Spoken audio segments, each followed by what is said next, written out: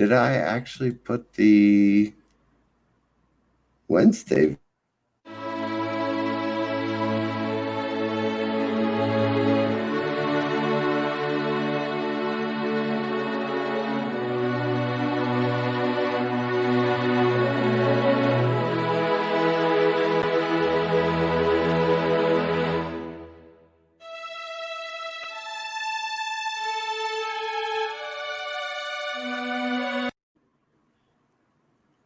Well, that was shorter than I expected it to be.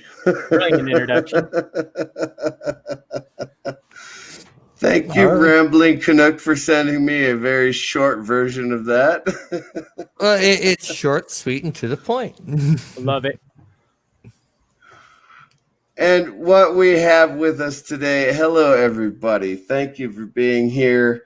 Mountains of Elysium, Elihu, Kara Phillips, the Bee's Nest movies.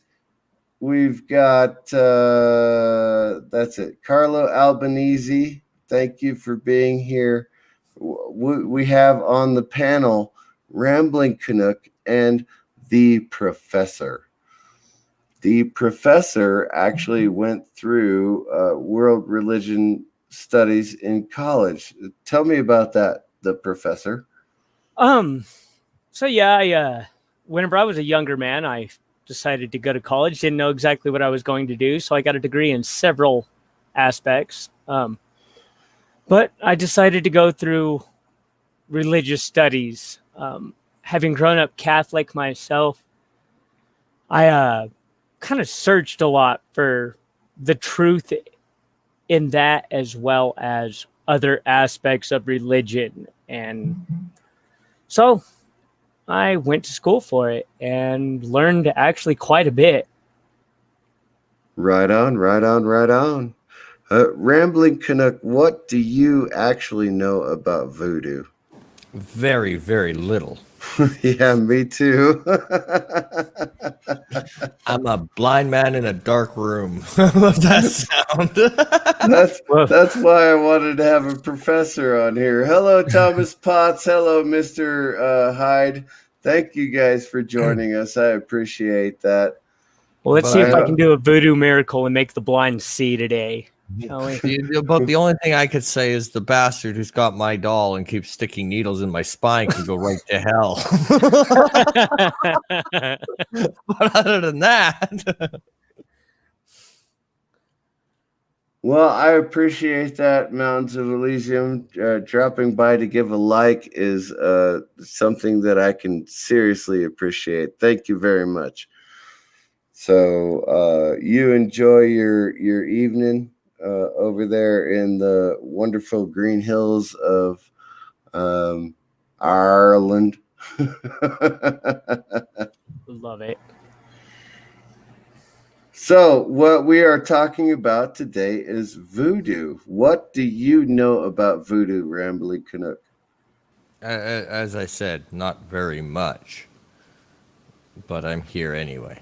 Yeah, and like I said, I don't actually know that much about voodoo either, but we've researched this for the past couple of days, and what have you come up with? For me, I find it very interesting that in at its base, a lot of it is very accustomed to what our topic of last week was, which was Wicca. There are parallels from what I could see from what I was able to research on, because they believe in everything having its own energy. So does Wiccan. So in that aspect, I could connect very quickly. However, there are the interesting part of voodoo is it's one of those where, I mean, if you're not Catholic, you pretty much know what's going on in the Catholic Church pretty well. Yeah. If you're not, if you're not Christian, you know the practices, right? You may not partake in said practices, but you know most of them. Whereas in voodoo, it's very tongue in cheek. It's very secretive for good reason, obviously. But Okay. it's not something that, I mean, for the real stuff, you're not going to get it on a New York bestseller, because a lot of it is passed down and a lot of it is Yeah, so you're not looking for a book that's going to tell you how to do it. You're looking for people that have been doing it for 20, 30, 40 years, and they are teaching you how to do voodoo, right? a lot Now, of it is passed down. let me move on to the professor, because we are actually going to talk about the origins that we know of voodoo, and that begins in Benin, Africa. Benin, yes. So All go right. ahead, Professor. Go ahead and let us know what we know about voodoo from Benin, Africa. Okay, so in West Africa, voodoo is practiced immensely. It's actually one of the number one religions in West Africa, having around 10 million followers currently. That includes Nigeria, Togo, Benin, and a few other select places.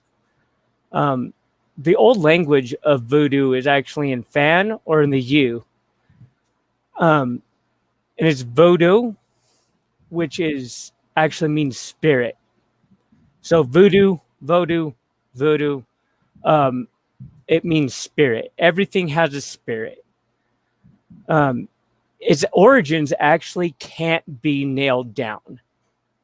It just kind of sprung up one day. Nobody really knows when it came about or how it came about, but we do know that it is heavy in ancestor worship, which was really big in the area prior to. So that's pretty much its origins. It came from the ancestors and their spirits. So And you had the ancestor worship in West Africa, which is still going on today. indeed, it is. Okay, but Voodoo is tell very me big. tell me about the port of Benin. The port of Benin? Yeah, Um, when remember we're talking about how voodoo got corrupted ah, when it got to the New World. indeed. So Benin is the number one slave capital of Africa. Dirty little fact about Benin. Voodoo is actually really big in slavery itself, stemming from actually their worship of their gods. Mawu, which means moon in Fan, is actually she owns all the other gods, owns them. That's the direct translation. She owns those other gods. Okay, so it's not a Greek pantheon. It is a West African pantheon that people don't really understand, right? Indeed. Okay, so she is the mother god, and she actually owns all the other gods in the pantheon. Yes, she actually owns all of them. Okay, It's actually voodoo is actually a matriarchal religion. It is mainly controlled by women. Yes, you see a lot of men, the priests, and there are the priestesses, but the priestesses control marriage, funerals, all kinds of stuff from them. And the priests are only concerned of giving energy to the people because they're representatives of Lisa, which is the sun in Fan, who is her spouse. And that is only in so one tradition of that. so the women are stronger than the men in West African tradition. Yes. They are the priestess, the priestess mothers, the priestess queens. Okay, good They deal. control Good deal. everything. And in fact, in modern day Benin, they actually control Christian baptism. Oh, Who they can be do. I baptized, did who not know can't that. be. Yeah. Right They on. control everything. Let's move on to the Haitian belief in voodoo, if you Okay. don't mind, No, not a problem at all. Professor. Not at all. Not at all. Right on. Yeah, I obviously the slaves were taken from Benin and they Yes. were brought to the New World. So, what happened when they landed on uh, uh, the island of Haiti. Haiti? So whenever the Roman Catholics began exporting slaves, how they really bonded with a lot of the people of Benin is they actually syncretized with them. And for those of you who don't know that word, it's an attempt to amalgamate or reconcile differences, religious beliefs, cultural elements, or schools of thought. So they actually began coinciding their own saints, the angels, the archangels, and even God himself or herself into the voodoo beliefs. Okay. And mind you, all three of us on the panel are Christians. However, the professor has actually gone to college and learned these facts on his own. Now, I thought that the professor was a practicing voodoo priest. I was wrong in that. So I apologize to the professor for thinking that you were a practicing voodoo priest. However, you do have the knowledge. I do. And actually, I am heathen. I left my Catholic roots far behind. I am actually heathen. Oh, so you're not a Christian either. Okay. I am not, no. Okay. Well, I apologize for that. Not a problem at all. Honest mistake. I did say that I was raised Catholic. I didn't clarify. I do enjoy being a Christian, so I will again never deny my faith, but I will not condemn others for not believing the way I do. So we can move on. What else happened in Haiti that corrupted the voodoo religion? Mainly it was the major mixing between Roman Catholicism and the voodoo. It became a disparate religion between the 16th and the 17th or 19th century, changing their deities from the Loa into the Iwa, which is actually Yoruba gods. So Yoruba is a tribe, a nation rather, that practiced voodoo that was sold very heavily to the European slave traders. Okay, can you explain the difference between the Yoruba and the Loa? Yes. So your Iwa and your Loa, your Yoruba gods and your standardized, run-of-the-mill, generalized pantheon that everybody's allowed to worship. I can actually define those two. Where the hang on, let me gather my thoughts real quick. And Bondi Yeah, and the Haitian voodoo. live streams are hard. Indeed. So Bondi is actually the creator god of the Iwa. So it's no longer Mawu, right? Because Okay, in so Catholicism, it shifted from a female to a male. yes, it's shifted from matriarchal into a patriarchal faith. Okay. In fact, you don't have very many female practitioners in the whole Haitian community. There are still voodoo queens that want to make a name for themselves and things like that. They have the Anfu, which are actually temples. Voodoo does not have temples in general. They have some shrines, but they do not have temples. Haitian And voodoo actually has temples. so Haitian voodoo actually has temples, whereas the southeastern, um, As for West Africa, they do not. Yes. okay, and those are just little shrines inside their own house. That would be your West African belief, yes. And most of those Okay, are actually to Legba, who is actually the youngest son of Mawu.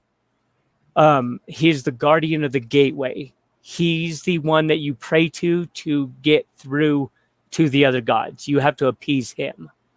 And he's actually a fertility god. He's actually depicted as a and phallus or a man with a large phallus. Yes. Philip Gaming, he says the Catholic Church always modifies their religion to integrate the natives into their religion. What do you feel about that, Professor? Oh, it's actually an extremely accurate statement. Missionaries have always been known to do such a thing. Even in my own faith, heathenism, they started comparing Jesus to Balder because of their temperance and their how closely related they were in the stories, et cetera, mostly Okay. in their personality. So they did that there. They did it to the Native American tribes. They did it to the Celts with the Wiccans and the Druidism. They've done it everywhere. And that is a very useful tactic to spread your religion and not have to fight a war to gather Yes, actually, people. that worked very well for not having to conquer a people. You conquered the people through faith rather than through Blood, yes. blood. Yeah. So, okay, go ahead and move on to the southeastern version of voodoo. Let's We're talk talking. about voodoo and let's talk about hoodoo because All right. they are two different things, right? They are completely different, actually. So we're talking about Louisiana or the Mississippi Valley voodoo, which is actually the one that most people know. It actually gained popularity all throughout the South, and it's heavily influenced by Catholicism as well as baptism or the Baptist Church. Instead of just being singularly involved in one or the other. A true practitioner of Louisiana voodoo will speak Creole. That's what the language is based in that. It is no longer Fan. It's nothing of that nature. It is Creole. It's Okay. often the voodoo section of it is often confused with voodoo or with hoodoo, and et cetera, et cetera. It is not. So hoodoo is of more of the Mississippi Valley. It is more of your protection, and that one is only influenced by the Baptist Church. So Whereas, hoodoo yes, does not really reach into let's say New Orleans, right? Which is where most of us think of voodoo practitioners coming from. oh yes, New Orleans is definitely a voodoo town. It is definitely a voodoo city. It is full of it. If you've ever been there, you can see it on the streets.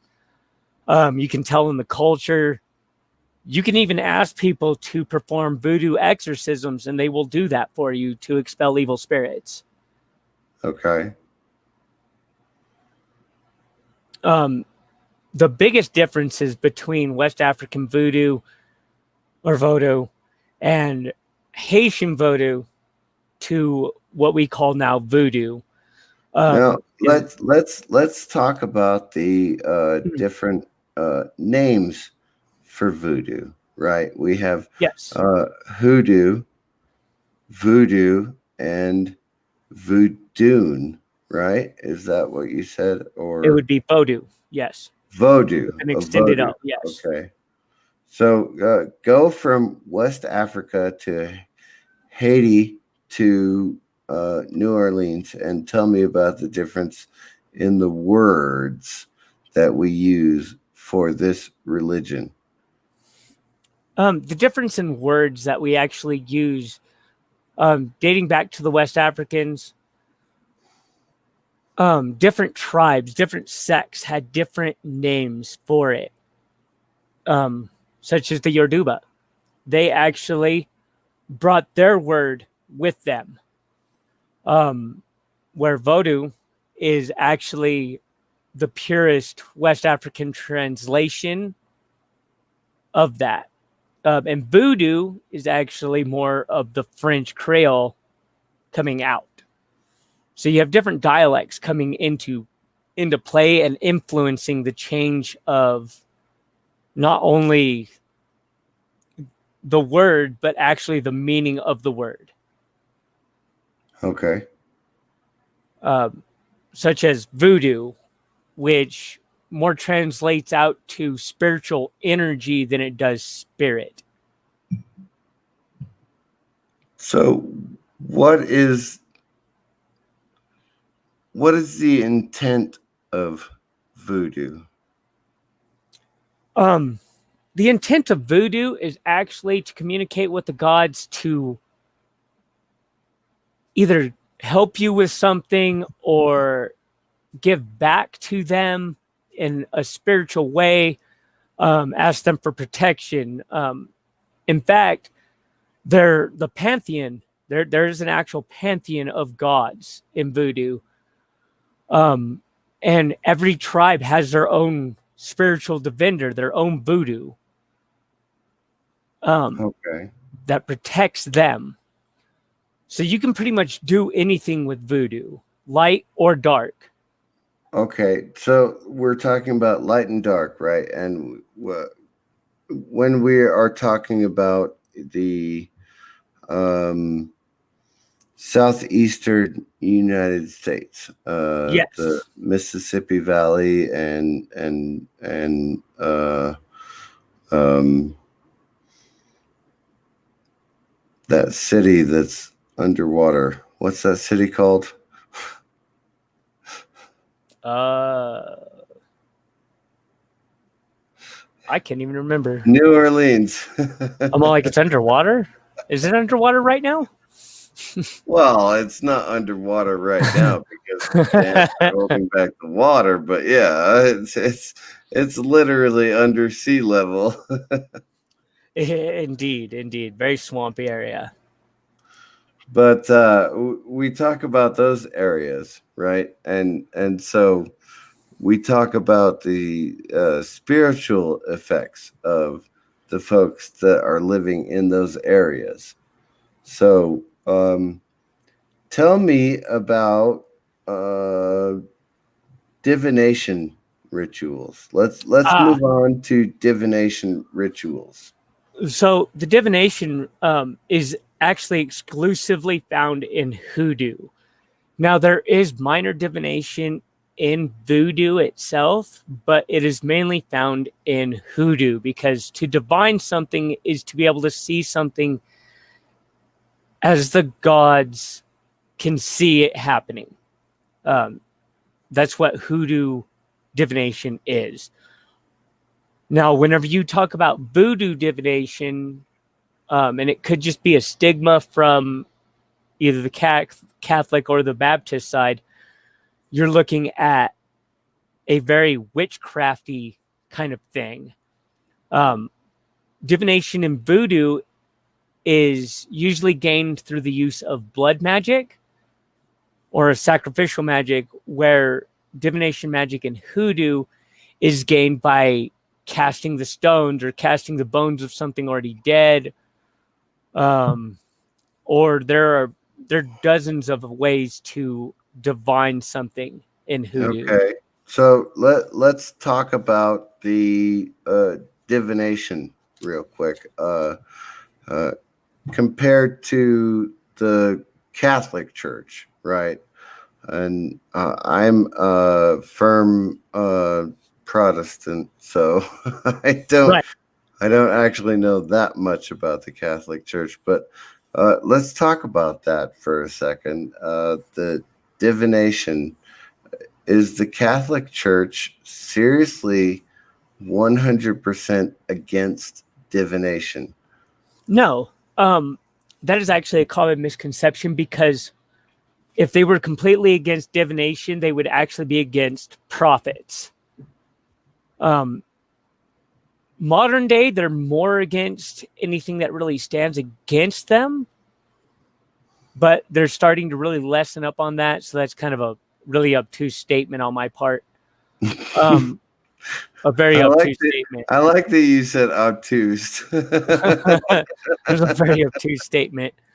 But divination is actually has been around in the Catholic faith forever. In fact, King Solomon, now given King Solomon was a Jew, okay, but he's in the Bible and the Catholics accept him. But as you look, King Solomon actually used to go to seers.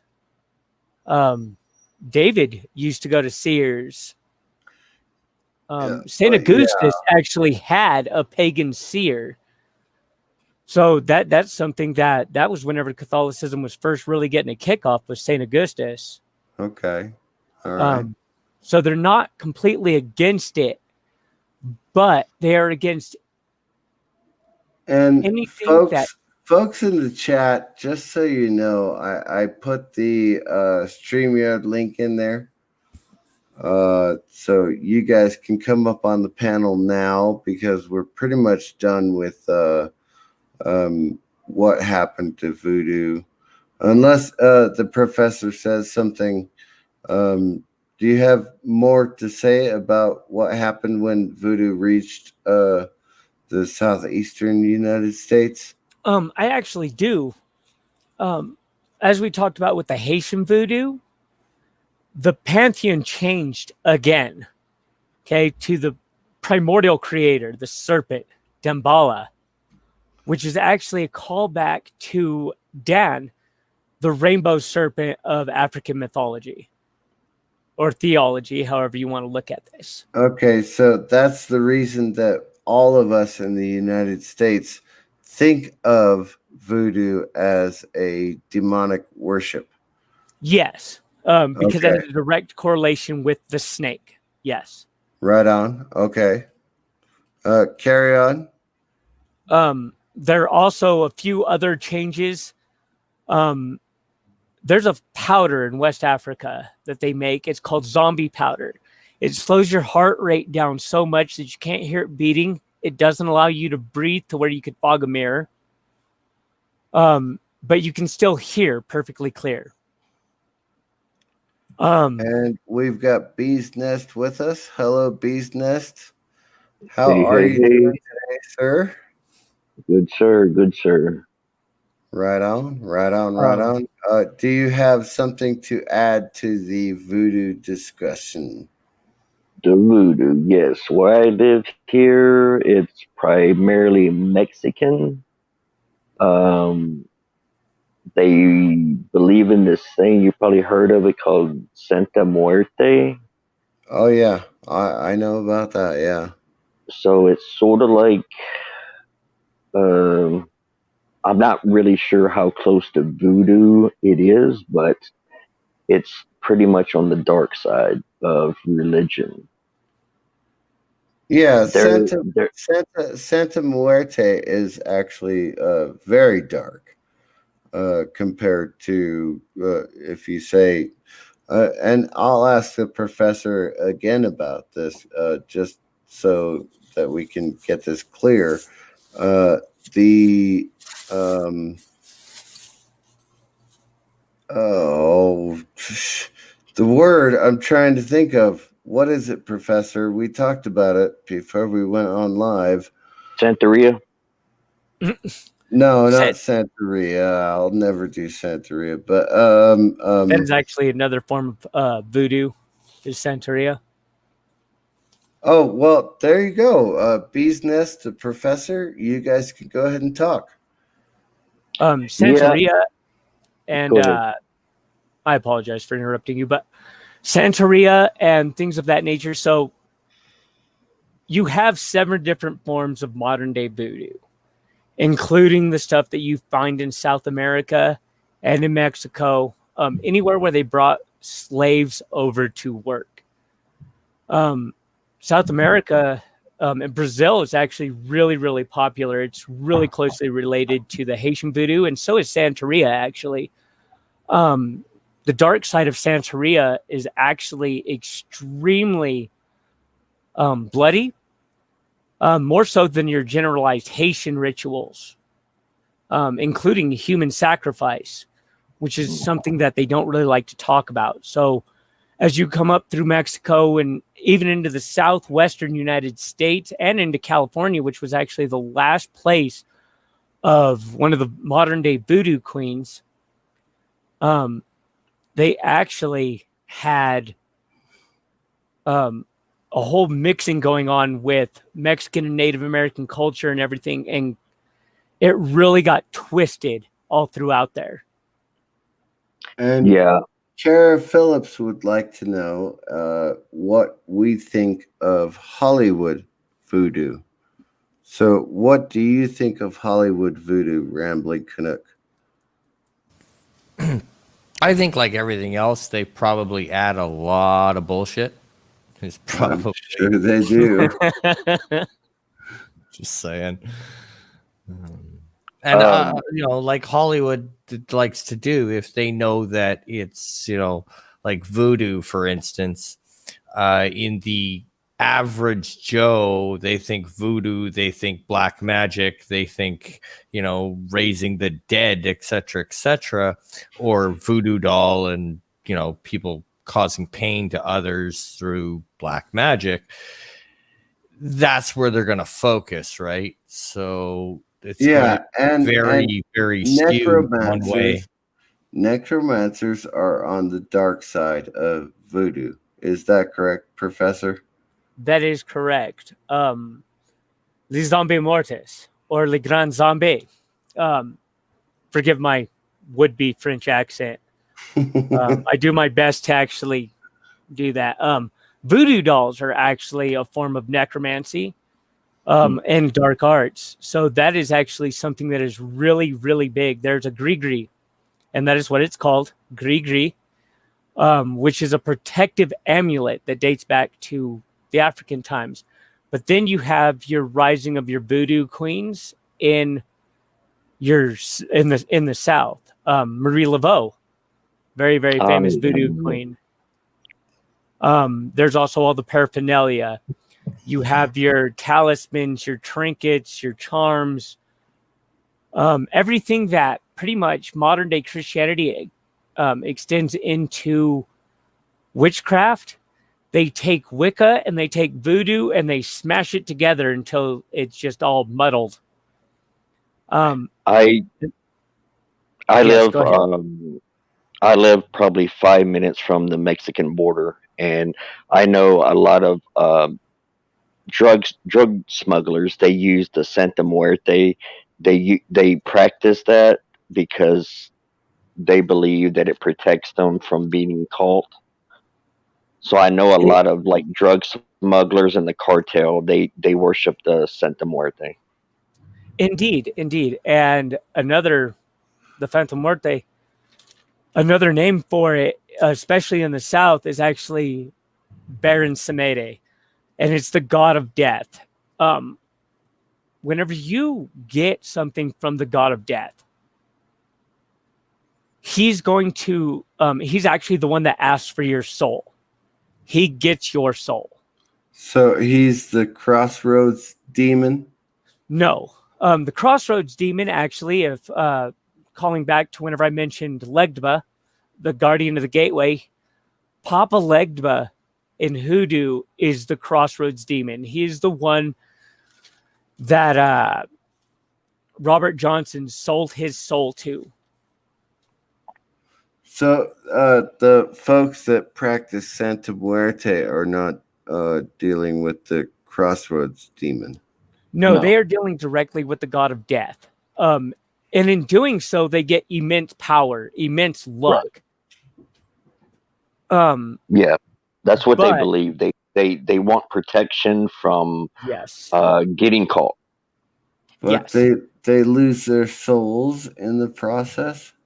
They do lose their souls, and their souls are actually going to be tortured completely until the end of time by dealing with this demon, because that is, this god, because that is what he likes to do.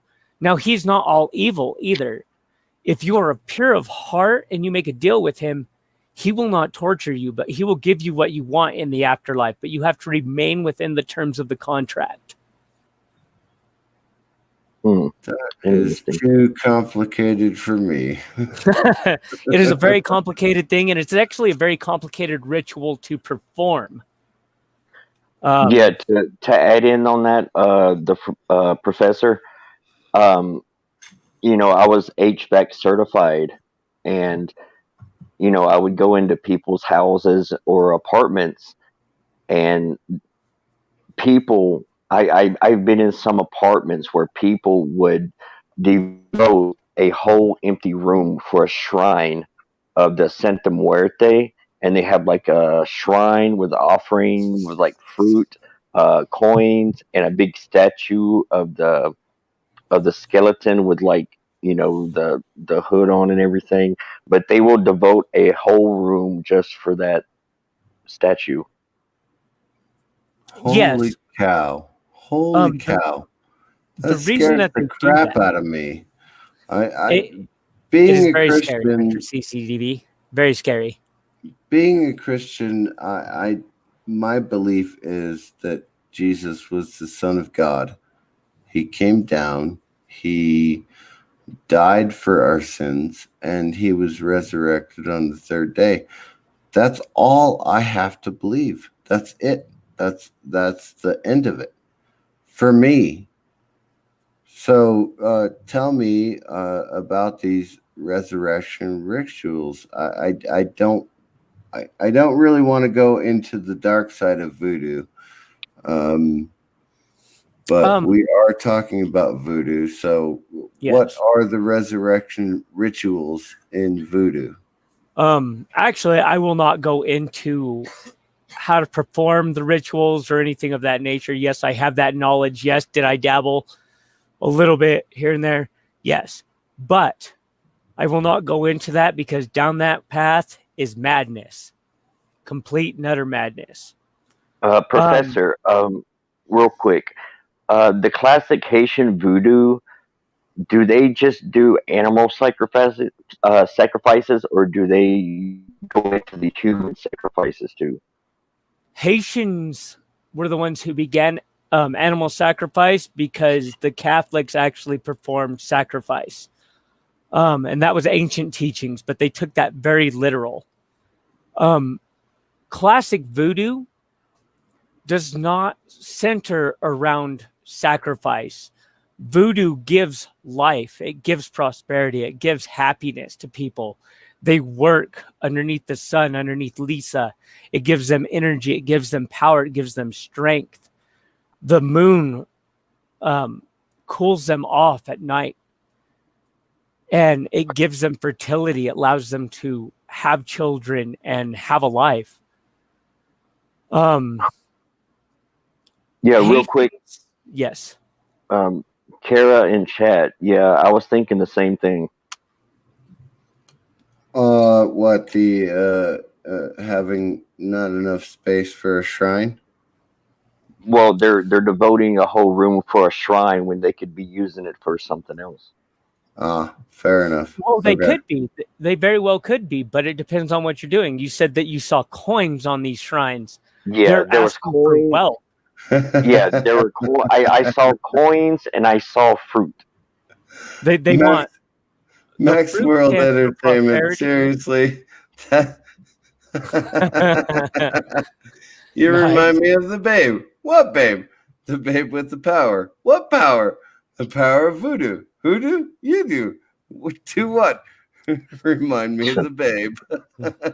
So what they're doing is they're asking the god of death to give them wealth, to give them power, to give them prosperity, the fruit. They will never go hungry as long as they live. They might be asking for that as for their families. And actually and honestly, they might be asking for that to keep away death from their family as a bribe, because that is a very common thing to happen. Interesting. So You used to practice this, or are you just like a researcher? I have dabbled in many things in my life, dark and light. I have performed rituals. I've done a lot of dark things whenever I was in my youth to see if they actually worked. And as I said before, that way lies complete madness. All right, we've gone past the Benin African territory. However, I would like to ask you about the tree of forgetfulness. Ah, yes. So, to understand the tree of forgetfulness, you actually have to understand the god of the unpredictable, which is actually really, really funny because, again, that is Legdba, the guardian of the gate, the god of unpredictability in the world, who, and the tree of forgetfulness. Modern day, it becomes really, really muddled because of the fact that they're actually mixing it in with the Garden of Eden a lot comparatively to the ancient origins, where the man walked for 3 days around the tree because he forgot who he was, just for the entertainment of the gods themselves. And that's how the gods began to communicate. Okay, but I understand that they have to walk around the tree 7 times. Yes. 7 times, one for each of the children of Mawu. Okay. Once for the earth, which is You're Sakpora. talking about the mother god. Yes, talking about the mother god. Okay. And again, this got corrupted when it got to Haiti. Yes, it got completely corrupted. So, and it's really corrupted in Benin. It's really hard to find pure voodoo anymore in the world. It's really, really difficult. They practice it, yes, but it's really difficult due to outside interference. Okay. Well, Guys, the outside interference is the church, right? The Catholic Church. Well, not just the Catholic Church in specifically. modern times, but you're actually looking at the Church of Islam as well. Oh, Coming in right now, and they're actually killing people on a mass scale doing this, but it's a whole nother story. Oh, wow. Well, I know Africa, West Africa is contested right now. The UN doesn't really pay attention to it. Of course, the US doesn't really pay attention to it. But you're talking about West African genocide, basically. Oh, yes. Completely. And Okay. absolutely, due to their beliefs. cool. Okay. Hey guys, I don't want to interrupt, but I'm gonna take a bow out. Mr. CC, Gremlin Canuck, and the Professor. Nice chat with you, but yeah, I got some stuff I got to do, but love your show, Mr. CC. No worries. Thank you, Bee's Nest, for being here. I appreciate that. All right, see you guys. And Have a the good one. link is in the chat. I will put that link back in the chat if Max World Entertainment wants to come up. I believe Darfur is in that whole mess. Oh yeah, Darfur. Uh, That you're not allowed to talk about at the UN. right. Not allowed to even like mention that that's a place. So they might actually. So the link is back in the chat.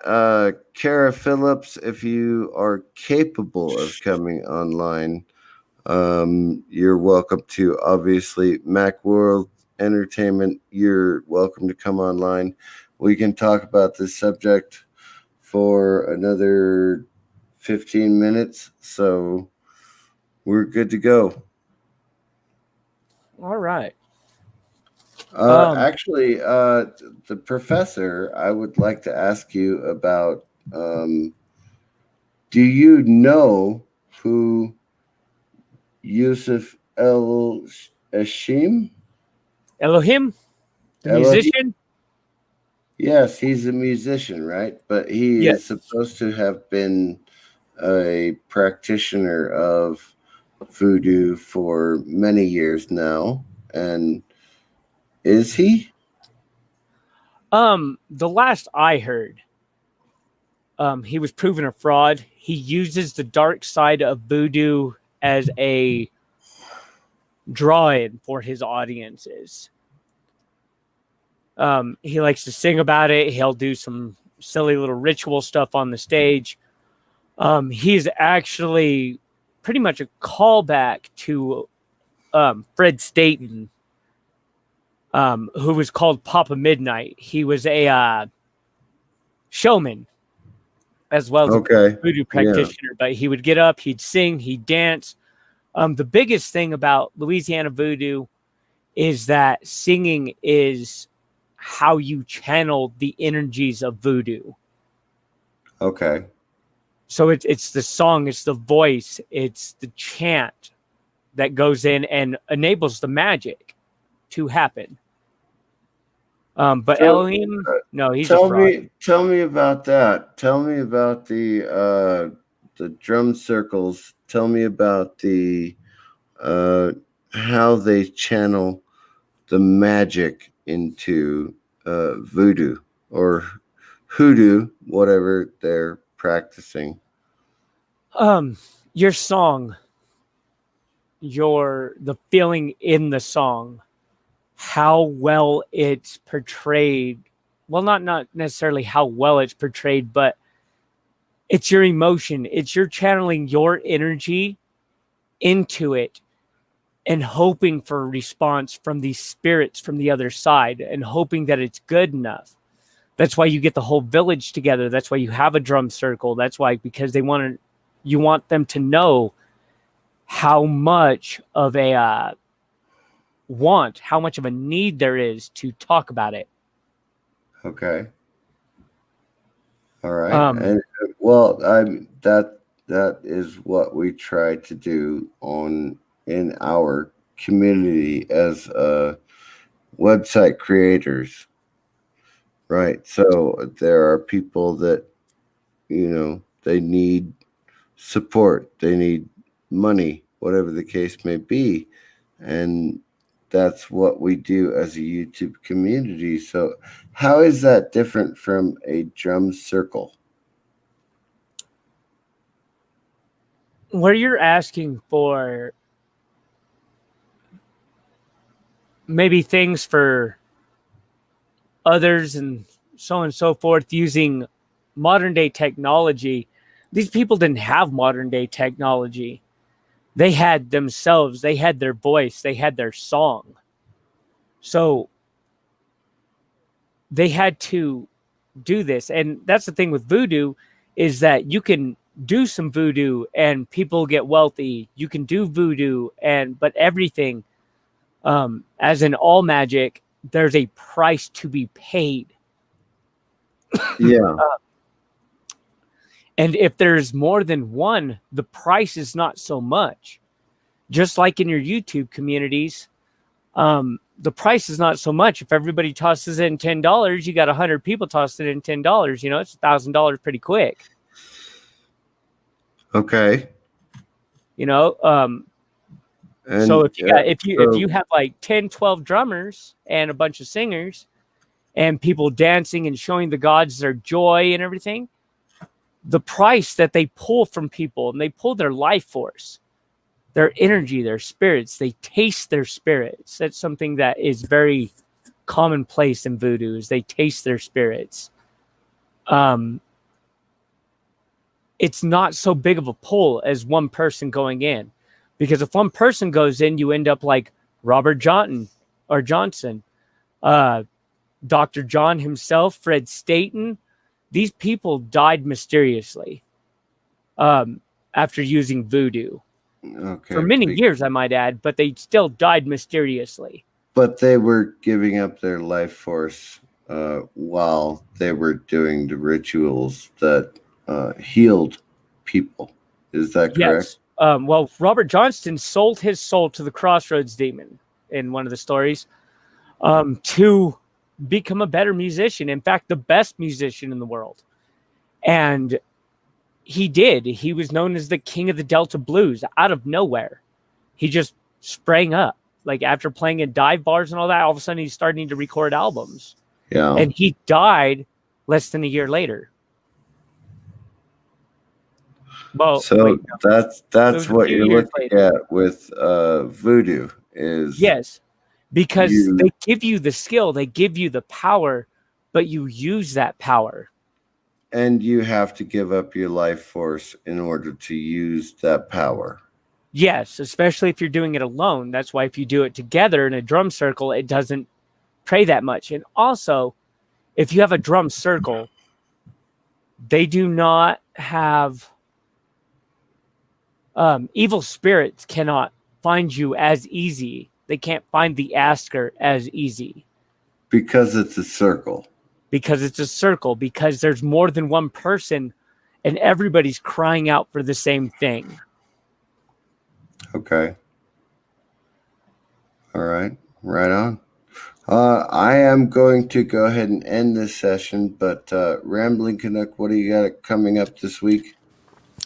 Well, Thursday night will be karaoke as always. Next week, this week we're going to start the new live streaming section on Rambling Canuck. I'm going to go to once a week for just a regular open lines. I'm hoping to have by next week video drop on Monday, video drop on Wednesday. Then we'll do karaoke Thursdays as always. The open lines on Monday, and then karaoke Saturday. And that's going to be the content on Rambling Canuck for a while. And then, as always, Fridays on History with R&R, the Vimy Ridge Part 4 will drop this Friday. Right and on. then October the 6th will be the big drop of the first ever radio show on History with R&R that you may have something to do with. I may have done a little bit of voice acting work on that one, yeah. It'll drop at 7:15 on the Tuesday, October 6th.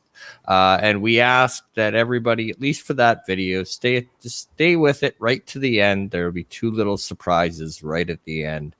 And one of them we find quite funny. Right on. Right on. The professor, do you actually have anything planned for YouTube, or are you just a guest on my show? Actually and honestly, I am planning on starting a channel myself that is going to deal with monsters through mythology.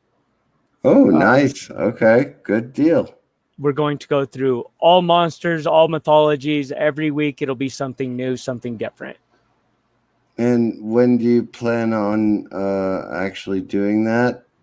That should actually drop within the month. I'll get with you more or less and let you know whenever that's happening. Right on. Right on. That's a good deal. I will be doing my Bubba study on Monday morning, or Sunday morning. Sorry, everybody. I'll be doing my Bible study on Sunday morning. Of course, I do the after show for Rambling Canucks karaoke on Saturday, so I'm usually very, very tired when it comes to my Bible study on Sunday morning. I am very, very tired for this stream, so I apologize if I'm slurring right now. But I do love doing these spiritual streams, and I'm very glad that you guys all showed up. Thank you very much, LDG Pixels, Kara Phillips, Max World Entertainment. You guys have been fantastic. The Bee's Nest, of course, although he had to leave, no worries. I had a great time today. I hope you guys had a great time today, and we will see you later on.